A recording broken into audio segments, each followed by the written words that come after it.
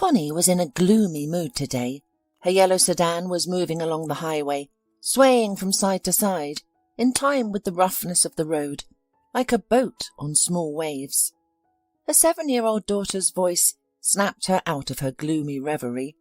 Tara, seated in her special child seat, asked, "Mum, are we going to work long today? I'm getting hungry." Connie replied, "We'll complete one more order and then take a break for a snack. Can you be patient, sweetheart?" "Sure I can.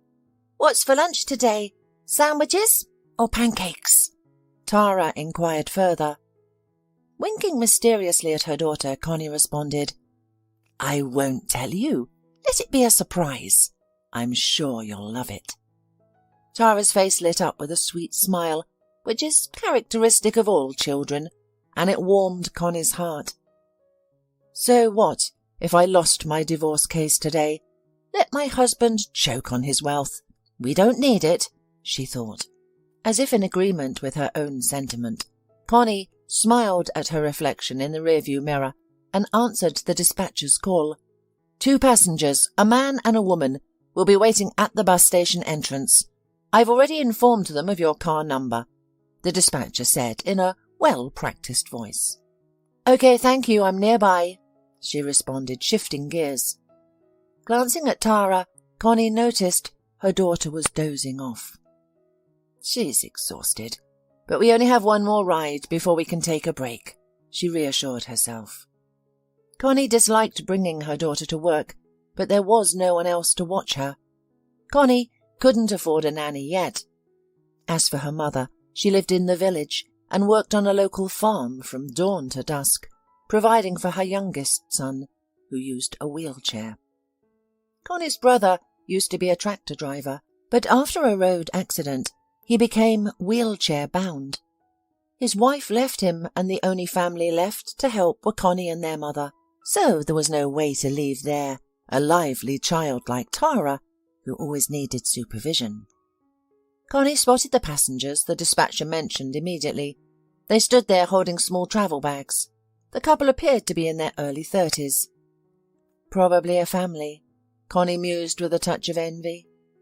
The couple greeted her politely and settled comfortably behind her, softly closing the door without a slam. This pleased Connie.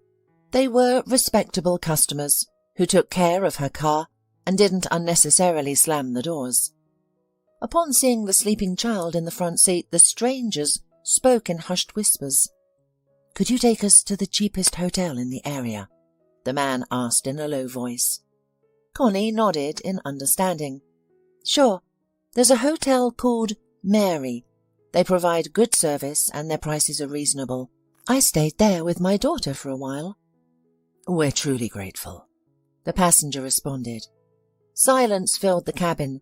With over a year in her profession, Connie had learned to adapt to her clients. If a talkative passenger came on board, she had a range of stories ready, funny or sad, long or short.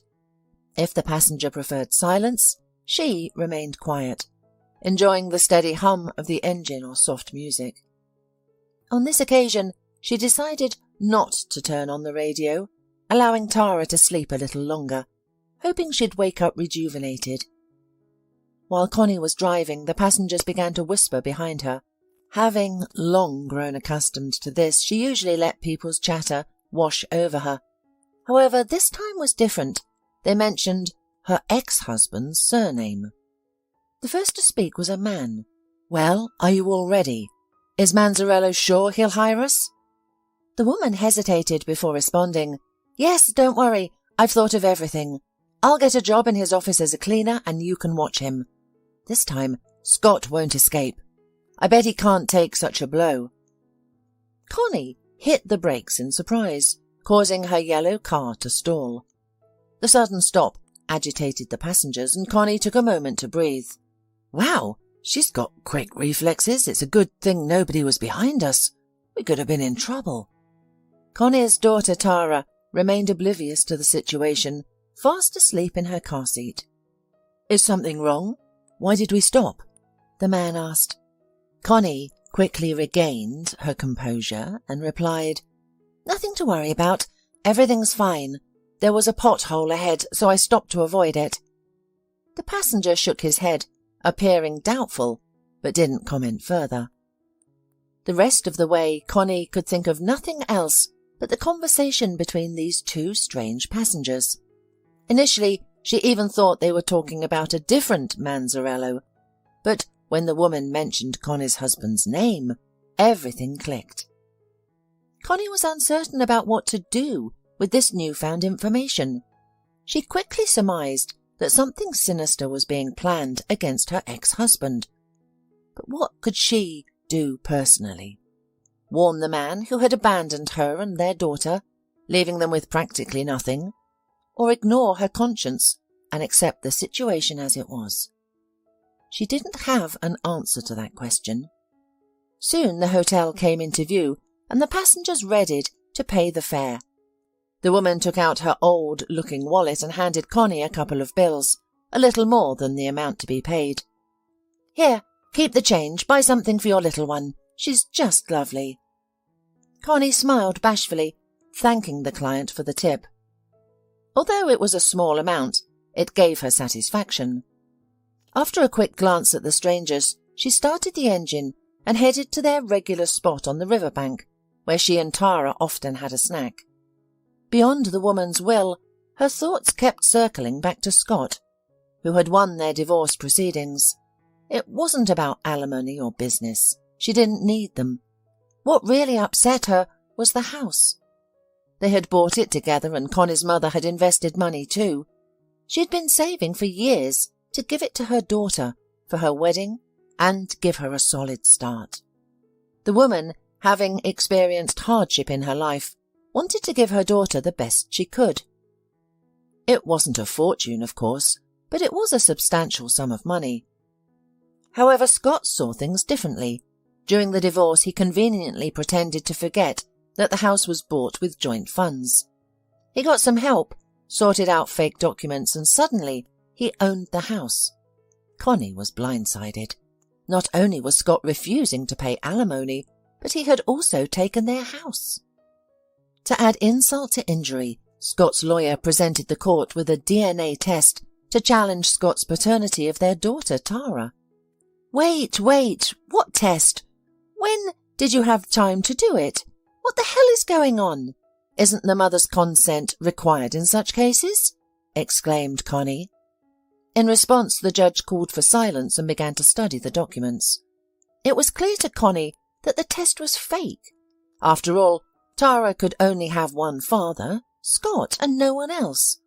Unfortunately, Scott's lawyer had expertly forged the document. They were banking on Connie's surprise and her lack of legal knowledge. She thought the trial was for divorce and alimony, but she ended up losing not only the house, but also payments for her daughter. For Scott, this was a moment of personal triumph. He kissed his mistress in front of Connie, grinning maliciously. He strutted like a peacock in love.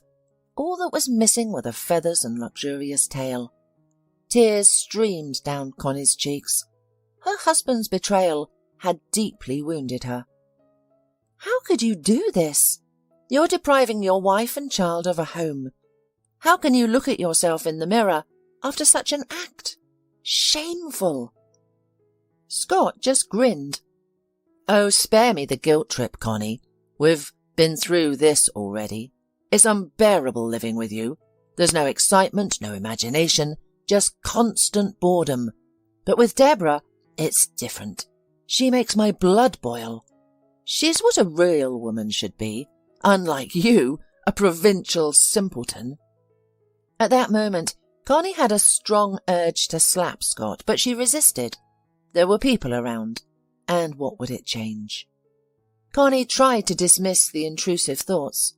She rubbed her eyes and refocused her attention on the road. She enjoyed the rhythmic hum of the engine and the feeling of unity with the car when driving. Connie had learned to drive in middle school when her grandfather had let her take the wheel of his old car. Of course, the man was always close by, monitoring every move his granddaughter made. Even though her grandfather was no longer alive, she cherished the skills he had taught her. She had learned not only to drive skillfully, but also to identify engine issues by their sounds. And even right now, Connie felt that something was obviously wrong with the car. Nothing critical, but it would be useful to visit to the repair shop after her shift. At that moment, Tara, who was nestled in the child seat, woke up and greeted her mum with a smile. "Mum, are we done yet? Can we take a break?" Connie returned the smile. "Absolutely, we'll take a break. We'll stop at the riverbank near the beach and have lunch." "Finally! I'm starving. I had breakfast this morning, but I'm hungry again." Patting her daughter's shoulder, Connie replied, "Well, you're growing up. Girls grow faster than boys, so your body needs fuel. Wait till you see what I've brought for you." For lunch, Connie had packed not just pancakes but also sandwiches, a combination of Tara's favourite foods. The pancakes were special, filled with cottage cheese and flavoured with raisins. As Tara munched on her lunch, she admired the river. People were swimming, sunbathing and fishing in the reeds a little further away. Connie, however, was not enjoying the river view. She was far away in her thoughts and still could not decide what to do with the information she had heard. Naturally, to go to the police with such information was a foolish idea. What am I going to tell the person on duty? That I overheard someone accepting a cleaning job at my ex-husband's company, and that someone would be watching from the sidelines? That's absurd. Connie hesitated momentarily, and then decided to share this information with her trustworthy friend Patty, who was known for finding the right solutions in challenging situations. However, Patty could be obstinate at times, sticking to her stance stubbornly. During their last conversation, she had adamantly insisted that Connie should file a second lawsuit and conduct an independent DNA test to confirm the relationship between Scott and Tara. Connie sighed dismally. "Why should I do it, Patty? You understand, I don't want to see him or be anywhere near him. I don't need his money either. Do you think it'll bring me happiness? I lived with him for all those years, enduring loneliness, while Scott was constantly on business trips, coming home late and always making excuses." Patty nodded. "It's crystal clear.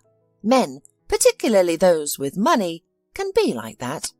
As soon as they achieve something, they become arrogant and reckless. It's as if a calculator starts running in their hearts, viewing all the attractive women in town as potential lovers with price tags attached to their dresses." Connie gave a wry smile. She understood Patty's opinion a long time ago. Just like Connie, Patty had experienced a painful divorce. However, her husband had been poor and had left her for a wealthy mistress.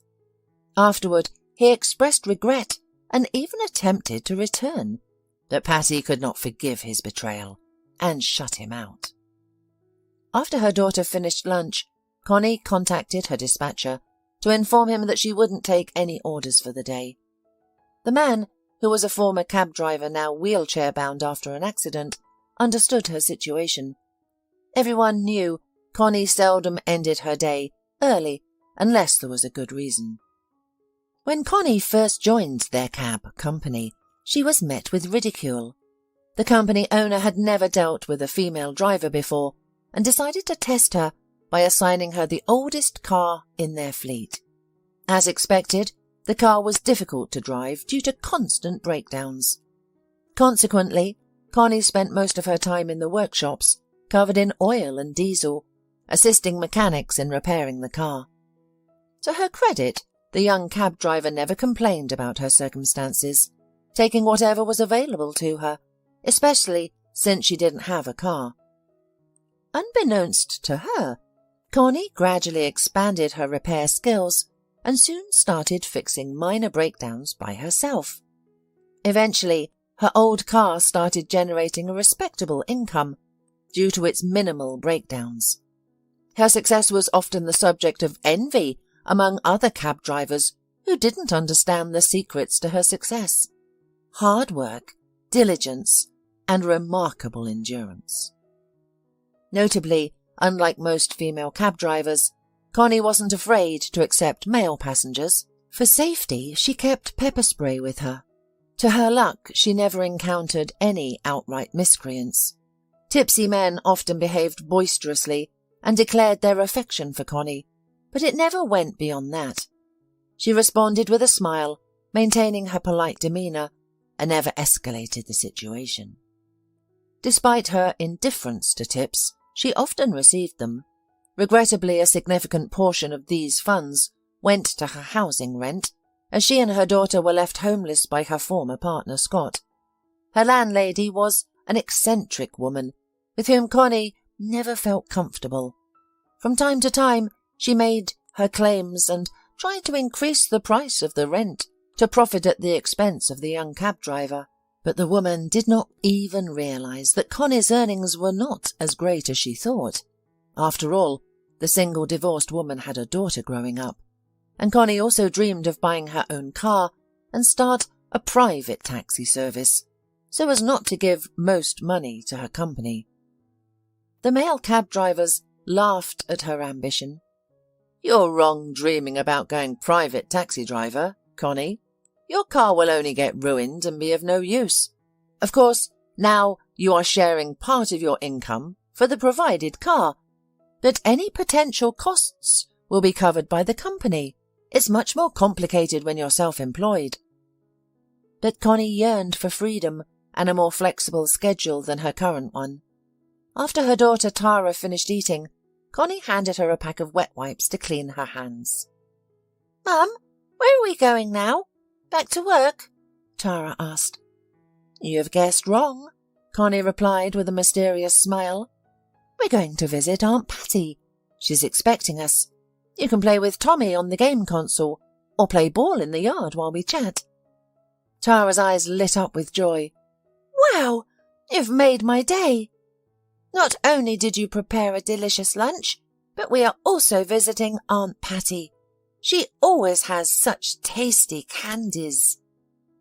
Connie smiled with a slight upset, catching herself in the thought that her daughter was obviously not getting enough sweets because they constantly had to save money. 10 minutes later, the mother and daughter were there. Patty was already waiting for them, having put treats on the table and poured a cup of fragrant tea with bergamot. Only Tara did not touch the tea, as she immediately ran to play with Patty's son. Tommy had more than enough toys, and therefore the girl, accustomed to Spartan conditions, was ready to play cars and soldiers, and even to shoot from a toy gun. "Well, tell me, Connie, what brings you?" Patty asked, squinting one eye.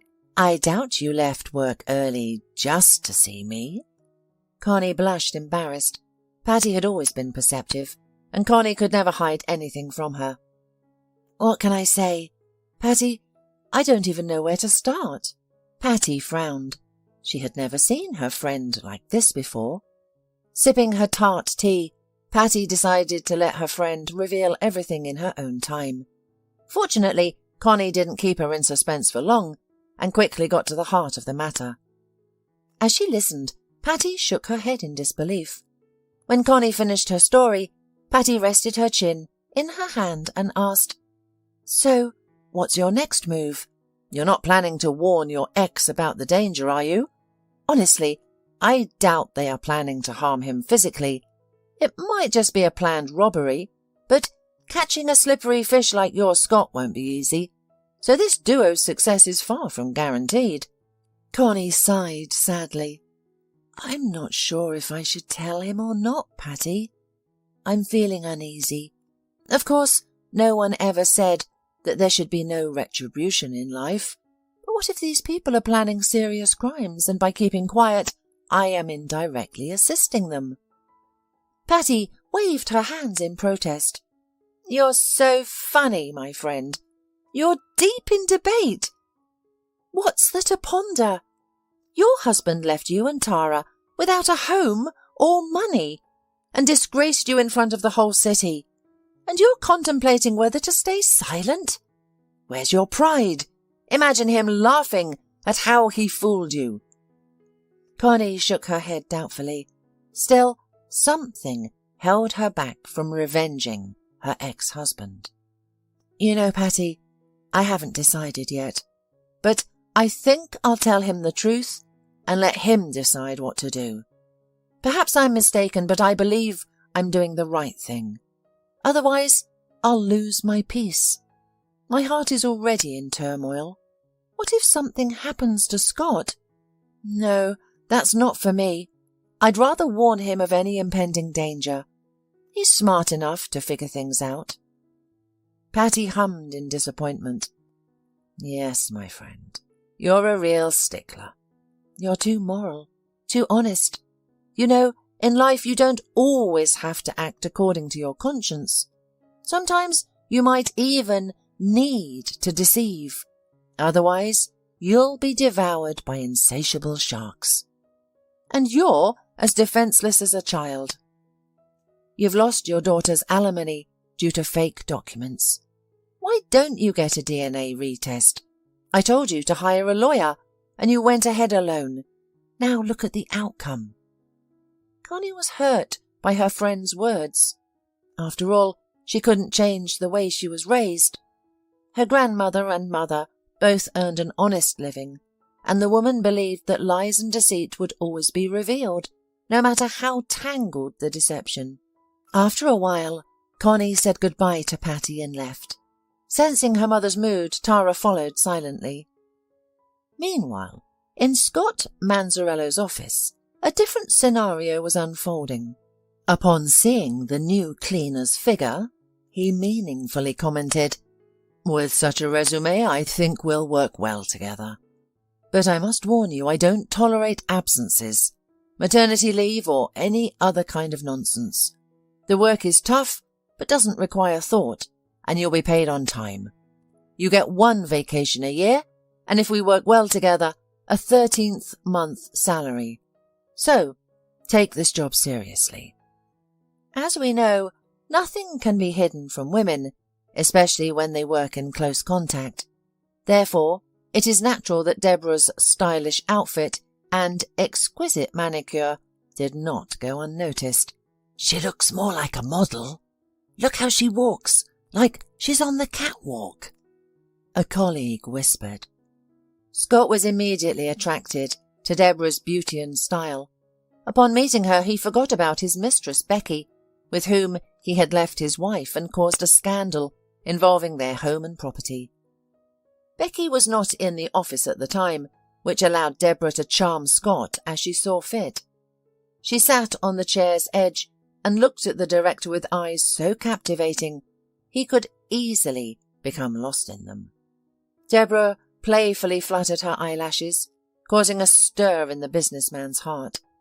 She asked, "Do you think there are any career advancement opportunities here? You know, from a cleaner to a higher position? I don't mean right away, maybe in a month or so," she said, and delicately licked her lips. The sound of her voice made Scott break into a sweat. Unintentionally, he reached for his tie to loosen it and breathe in the cool air from the air conditioner. "Actually, we don't usually provide that opportunity for cleaners, but if you need it, I can make adjustments. I'll need your full commitment, though I think you understand what I mean, don't you?" Scott replied, his voice trembling with excitement. Whenever he talked to Deborah, he felt like a high school boy on the first date with an experienced beauty. Deborah was looking at him unblinkingly. Her eyes were as blue as lakes under a clear sky. "Well, thank you for your help, Mr. Manzarello.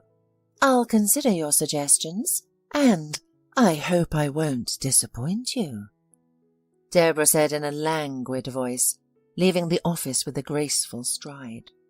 Scott's heart pounded like a trapped fish. At that moment, he was ready to leave Becky for the sake of this beauty, who, for some reason, had taken a job in his office. What is this? A calculated plan or a heavenly providence? Scott didn't know that, nor did he know that only a couple of hours ago, this woman, in an entirely different guise, was riding along with his ex-wife Connie and was nothing special. Now the man was captive to this fatal beauty and could think only of her.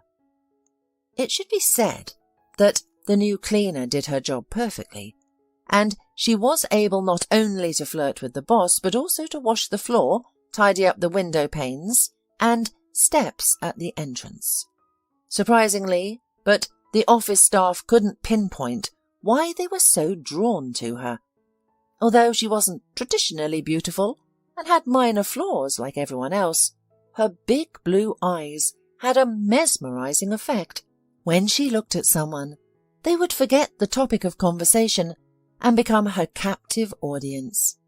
It was akin to a hunting scene, where a graceful predator hypnotizes a fast rabbit with its cold, lifeless eyes. A week passed, and not a day went by without Connie feeling the urge to phone Scott. It was as though an angel and a demon were battling in her heart. She wanted to warn Scott. On the other hand, she did not know what exactly was being talked about in the car. As Connie lost sleep and peace, she began to worry about her ability to drive or the risk of falling asleep at the wheel. That's when she finally decided to call her ex-husband and relay everything truthfully. After her first call went unanswered, she swallowed her pride and dialed again. That's when she heard Scott's disgruntled voice.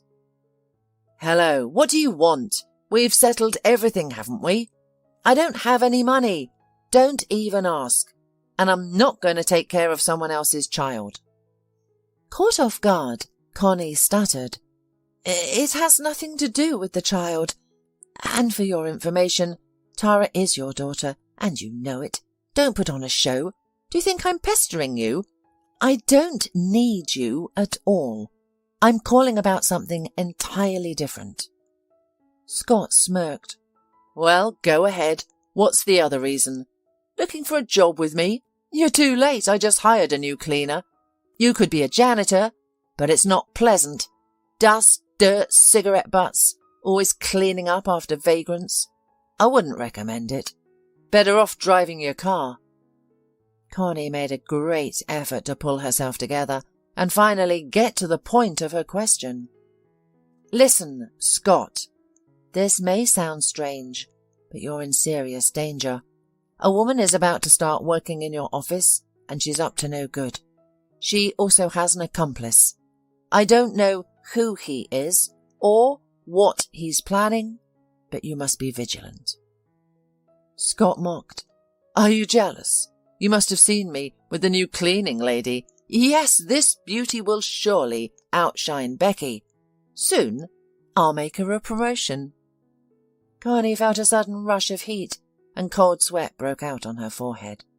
"A beauty? She's just a woman, riding in the back of my car with a man. What are you even saying? It feels like we're speaking different languages." Scott paused before responding. "Look, if that's all, then let's say goodbye. And don't watch over me. Who I see, whether it's cleaning ladies or others, is my business. You should move on.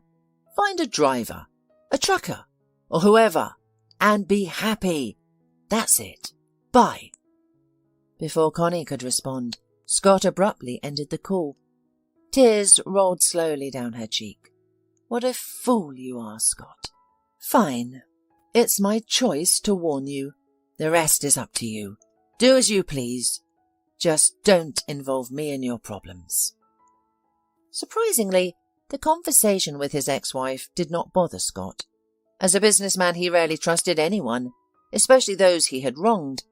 Moreover, Scott Manzanello chalked up Connie's reaction to typical female jealousy, which can manifest in the most unexpected ways. Meanwhile, Deborah was making steady progress in her career. In just 2 weeks, she transitioned from a cleaner to a sales trainee. Many employees assumed that her promotion was due to a close relationship with the boss. However, the truth was far from it. If they knew how Deborah achieved her success, they would dismiss it as a fairy tale, fit for tabloid novels. Contrary to the office gossip, Deborah's advancement was not due to any love relationships, but a unique talent she inherited. Her primary tool was her eyes, with which she could read people like an X-ray. Her gaze was so penetrating that few could resist.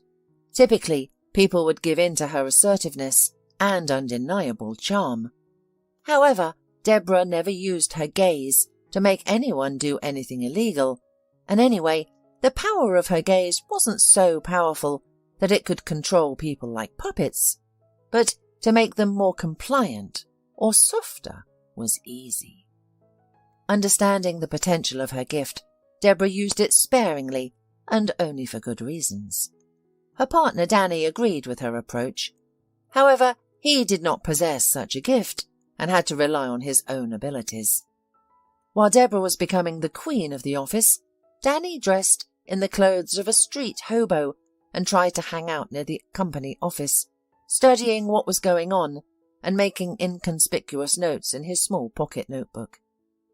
Of course, no one paid any attention to him, because everyone considered street vagrants as alienated and did not want to waste time on looking at them, and this was only to Danny's advantage. Soon he fixed Scott's license plates, studied his daily routine, and also learned his home address. In fact, in their pair with Deborah, he served as a detective. That is, he studied the behavior of the object of surveillance, pursuing some personal, unknown to anyone's purpose. Meanwhile, Scott finally lost his peace, which did not go unnoticed by his official girlfriend. Becky could not understand what was happening. Why did her suitor suddenly stop giving her gifts, inviting her to the movies or restaurants? If before, Scott every month gave her a diamond ring or something similar, now she could only count on a shabby bouquet of flowers, which the courier brought from the delivery service. Deciding to find out what was the matter, Becky made inquiries in the office and almost immediately learned about the new employee who had won over everyone who had the misfortune to encounter her. "All right, let's see how pretty you are and what you're up to. Are you really going to snag yourself a rich daddy? You'll regret it, because he is mine." Becky sneered as she got ready for the office. She had never seen Deborah before and had no idea who she would be dealing with. However, when Becky finally met Scott's new lover in person, she laughed. What's so special about her? Where's all that beauty? Sure, she has big expressive eyes, but nothing else remarkable. And why does she command everyone here? Becky thought ironically and approached her. At that moment, Deborah was sitting at the table, attentively listening to the senior manager who was training her for a future job. With a smirk, Becky asked, "Well, my dear, are you planning to stay here for a long time, or just passing through?" Deborah raised her eyebrow in surprise and gave Becky a meaningful look. However, her charm had no effect on Scott's mistress. It was a common occurrence, as all people are unique and have their own willpower. Becky never considered herself weak and always fought for her happiness. She had gotten Scott to divorce Connie, and it was she who had suggested the fake DNA test scheme, speculating that the court was unlikely to order a second examination, and simple Connie would probably never figure it out. Realizing she couldn't get along with Scott's mistress, Deborah decided to step back. "Yes, I'll be with you for a while. I plan to build a career in Mr. Manzarello's company. It's critical to me," said the trainee with emphatic respect. However, her apparent submission had no effect on Becky. She quickly realized that the clever cleaner was trying to manipulate her, so she wouldn't interfere with her efforts to establish her place in the office. "Listen, dear, I think you need to clean the entrance steps. They're filthy. Can you start your internship later? I assume there are no objections," said Becky sternly and demeaningly. Deborah pushed aside the papers and went obediently to carry out Becky's instructions. Becky watched her with a mocking look, then turned to the department head. She should pause her internship for now. She has her work cut out for her. Who will clean the floors then? Let her resume her work when there's less to do. The department head embarrassingly tried to say that it was Mr. Manzarello's personal order, but Becky firmly declared, "And I said she won't be interning any more. I think my word is enough for you." The department head nodded in agreement and did not escalate the tense situation. She saw no point in arguing, especially when the final decision was uncertain. After all, Becky had been Mr. Manzarello's favourite for months, while Deborah might fail miserably in this situation. Meantime, there was little change in Connie's life, except that she had finally found peace. She was no longer concerned about Scott's problems. Her ex-husband had been informed, and he needed to decide his next steps. Connie continued working as a cab driver, often accompanied by Tara when there was no one to look after her. Connie would take Tara around the city and to interesting places, sometimes deliberately choosing routes that would entertain the girl. For example, instead of taking the shorter route through the city centre, she would drive down to the embankment so that Tara could enjoy the beautiful view of the river gleaming in the midday sun. Despite her friend Patty's scepticism, Connie decided to give a chance to online dating, but after encountering several individuals with visible tattoos and the smell of alcohol, she decided she wasn't ready for this kind of dating. One day, rushing to another client, Connie noticed the very passenger who was having a conversation with his companion about her ex-husband Scott. It would seem that there was nothing surprising in this, if it were not for the new appearance of this stranger. External changes in him were so striking that Connie did not hold back and even slow down at the curb. The thing was that in such a short time the man had sunk to the bottom and become a street vagrant. His clothes were tattered, his sneakers nearly worn out, and an equally worn cap sat on his head. It was quite a sight. Upon opening the door, Connie quietly called out to the man, who turned and recognized her. "I don't know your name, but do you need some help?" she asked cautiously. Clearly embarrassed, the man quietly replied, "No, thank you. I'm not what you think. I'm not a beggar. It's a different situation." After a moment of thought, Connie invited the man to join her. "Please sit. I won't take much of your time. I overheard part of your conversation with your spouse when I drove you to the hotel. Do you remember?" "Of course I remember," he answered without hesitation. "I recognized you right away. My name is Danny Blanchard. Does my last name ring any bells?" Connie shook her head. "No, it doesn't. Should it?" He grinned. "Our father was a true titan in the business field. He mentored many, helped numerous individuals stand on their own 2 feet. He took Scott Manzarello under his wing as well. My sister Deborah and I weren't heavily involved in business at that time. She was working in tourism, and I was into car racing and other frivolities. My sister and I assumed it would always be this way. Dad would always be there to protect us, pay our bills, cover our expenses. But then he passed away. We discovered at the notary's office, well after his death, that his inheritance had not gone to just anyone, but to Scott, who had been our father's right-hand man.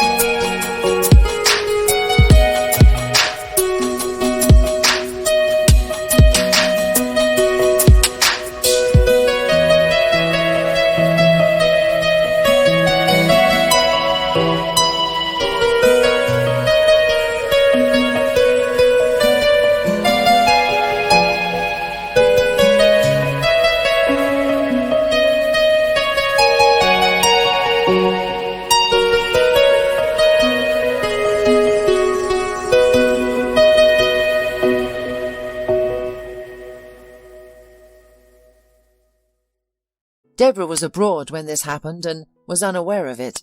When she returned, we found ourselves penniless. Scott had seemingly forged documents and had set the tax office on us. I ended up serving 4 years in prison. All this time, Deborah waited for me, afraid to confront Scott alone. Luckily, he didn't recognize us. You see, my sister was born with abilities we believe she inherited from our grandmother. Recently, Deborah decided it was time for revenge. We changed our names to avoid detection and moved to this town. Connie listened to Danny's story in disbelief. Could it be true that she didn't really know her husband at all? And that Scott, it turns out, had accumulated his wealth through dishonest means?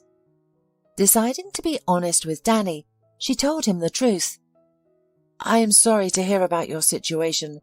The thing is, Scott is my ex-husband. He deceived me too, leaving me and our child penniless while he ran off with his mistress.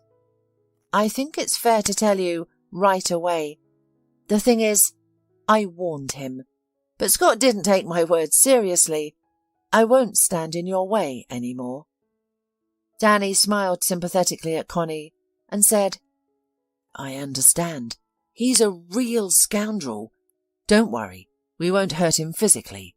We'll deal with him in the same way he conned our father. No blood, no violence. He'll end up in jail just like me and have some time to reflect on his life choices. So you're not actually a vagrant then? Connie asked, smiling. Danny grinned. No, of course not. It's all a sham. Makeup, wig and all. We just need to keep an eye on Scott. Even though Deborah is an expert at her craft, he might still expose her. Soon she'll gain access to his office and inspect his work safe. That's when he'll be punished. There must be irregularities in his business. For some unknown reason, Connie suddenly experienced a strong attack of worry, not for herself, but for this brother and sister, who had decided to challenge Connie's deceitful husband.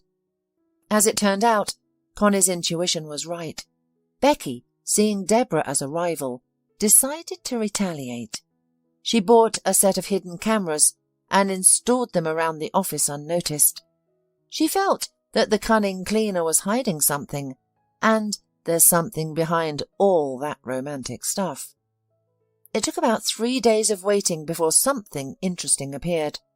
After re-watching the video, Becky was taken aback and clutched her head in surprise. The thing was that the recording showed how Deborah had taken advantage of Scott's absence and, in the guise of a cleaning lady, had entered his study. There, she approached the massive safe and began to examine it. Then she took out of her pocket a piece of paper with a cipher written on it. Scott had likely, unwisely, opened the safe in front of Deborah, assuming he could trust this beauty. The safe soon opened with a faint click. Deborah began rifling through the documents expertly, indicating her proficiency in business papers. As this was happening in real time, Becky immediately called Scott, urging him to return to the office. Initially, Scott was dismissive of the idea.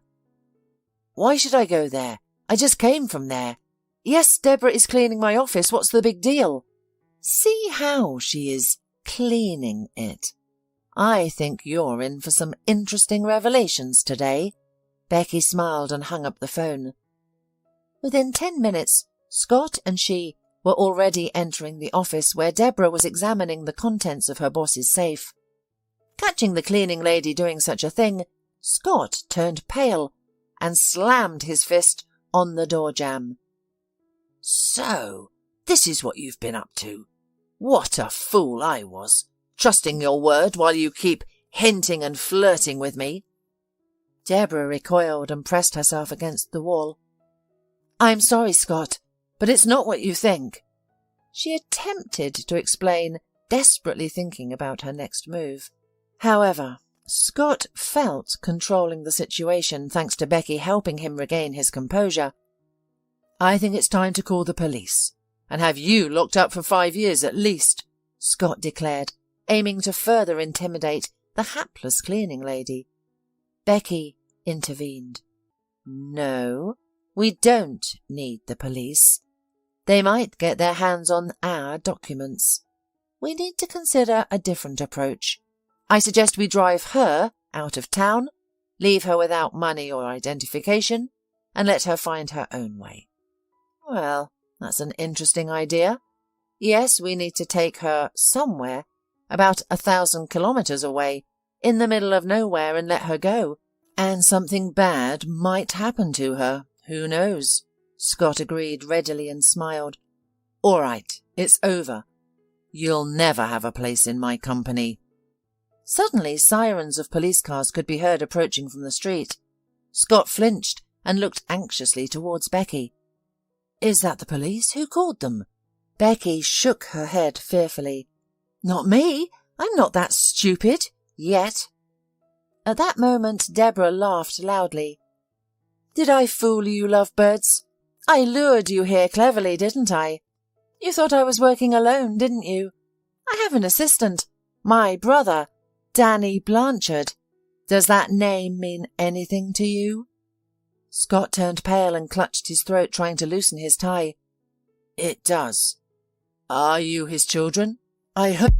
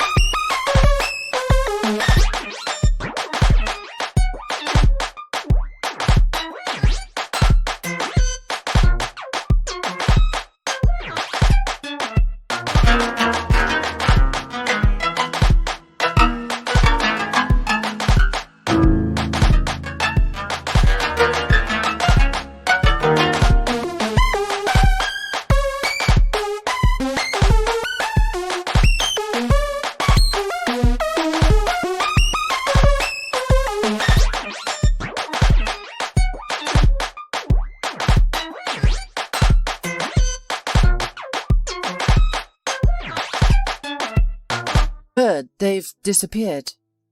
Meanwhile, Deborah continued to press the frightened businessman. "No, they didn't disappear. I'm Michael Blanchard's daughter. Yes, the very man you left penniless, as well as you left your wife, Connie, right?" "You scum," Becky hissed, but Deborah ignored her threats. "Now, Scott, you will answer for everything. I've caught you and Becky in the act, and you naively thought I didn't know about the hidden cameras. Danny has been watching the office all along. He knew about the CCTV. "You wretch! I'll beat you with my own hands," Scott roared, impotently angry. At that moment the office door opened, and police officers immediately filled the room.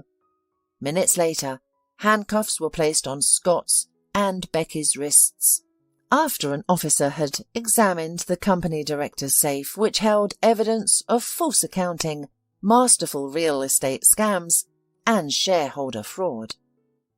Deborah grinned and winked at her brother, dressed in the clothes of a tramp. Only now Scott realized that he had become a victim of the very heirs he had deceived, from whom he had once despicably stolen his father's capital. The next morning, Connie learned about all of this from the local TV news broadcast. As she ate breakfast, Tara watched at the TV screen with interest. When her father suddenly appeared, she joyfully shouted, "Mum, Mum, look! There's a show with Daddy!" Connie couldn't believe it at first, but as she moved closer her surprise was immeasurable. "Well, they've got him then," she said with a smile. "Scott and Becky, who used to bully people and felt like real kings in this world, will soon get what they deserve." The investigation into Scott Manzarello's case proceeded swiftly, resulting in both him and Becky standing trial. Scott's mistress received a suspended sentence, while Scott awaited a severe punishment, expecting to serve his entire term in one of the country's northern colonies.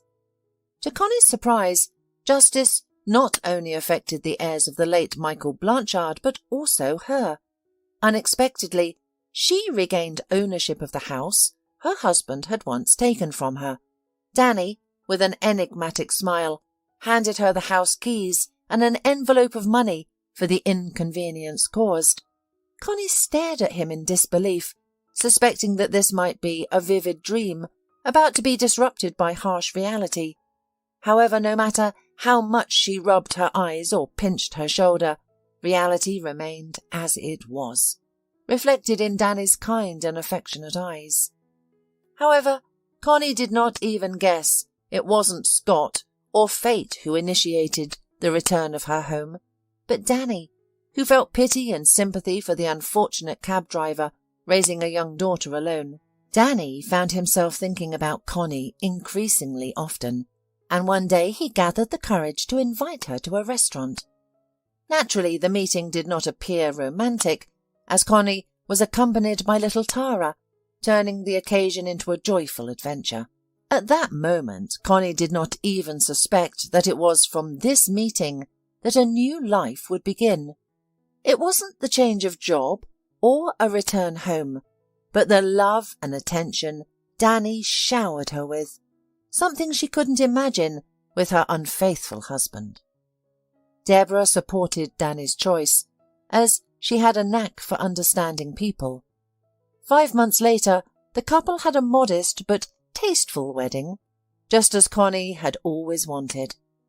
Only the closest people were invited, including Patty and some of Connie's colleagues from the cab service. After the wedding, Connie left the company and together with Danny started their own business. They employed experienced drivers with the latest model cars. Rumour has it that their business is thriving, and those who know Connie barely remember her humble beginnings and her exhausting work in an old yellow car, which led her to meet her future husband. Little Tara is now in school, performing well, and telling her teachers that she will soon have a brother or sister. However, Connie and Danny feel that her joy will be more strong. According to the ultrasound results, Connie is expecting twins. So there's a chance that Tara will have both a brother and a sister at once.